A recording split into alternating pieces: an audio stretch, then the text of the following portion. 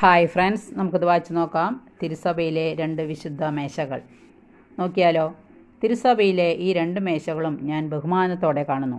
പരിശുദ്ധ അപ്പമിരിക്കുന്ന ബലിപീഠവും വിശുദ്ധ ഗ്രന്ഥപീഠവും. അങ്ങൊരു വലിയ അത്താഴമൊരുക്കി. പ്രതീകമായ ആട്ടിൻകുട്ടിയല്ല, അങ്ങയുടെ തന്നെ പരിശുദ്ധമായ ശരീരവും പരിശുദ്ധമായ രക്തവും എനിക്ക് ഭക്ഷിക്കാനും പാനം ചെയ്യാനും തന്നു. പരിശുദ്ധമായ വചനങ്ങളാൽ ഈശോയെ കൗദാശികമായി ക്ഷണിച്ചു വരുത്തുന്ന പുരോഹിതൻ എത്രയോ വിശുദ്ധിയോടുകൂടെ ജീവിക്കാൻ കടപ്പെട്ടിരിക്കുന്നു. നിങ്ങൾ പരിശുദ്ധരായിരിക്കുവിൻ, എന്തെന്നാൽ നിങ്ങളുടെ കർത്താവും ദൈവവുമായ ഞാൻ പരിശുദ്ധനാകുന്നു. ദിവ്യകാരുണ്യ സ്വീകരണത്തിന് ഏറ്റവും നല്ല ഒരുക്കം വിശുദ്ധ ഗ്രന്ഥ പാരായണമാണ്. സദ്ഗ്രന്ഥങ്ങൾ പാരായണം ചെയ്ത് മനസ്സിനെ ശുദ്ധമാക്കണം. ഇസ്രായേൽക്കാർക്ക് അവരുടെ യാത്രയിൽ പ്രകാശസ്തംഭവും മന്നയും കർത്താവ് അയച്ചു കൊടുത്തു. എൻ്റെ ഭൂമിയിലെ യാത്രയിൽ എനിക്ക് ദിവ്യഭക്ഷണമാണ് ദിവ്യകാരുണ്യം. എനിക്ക് വഴികാട്ടിയാണ് വിശുദ്ധ ഗ്രന്ഥം.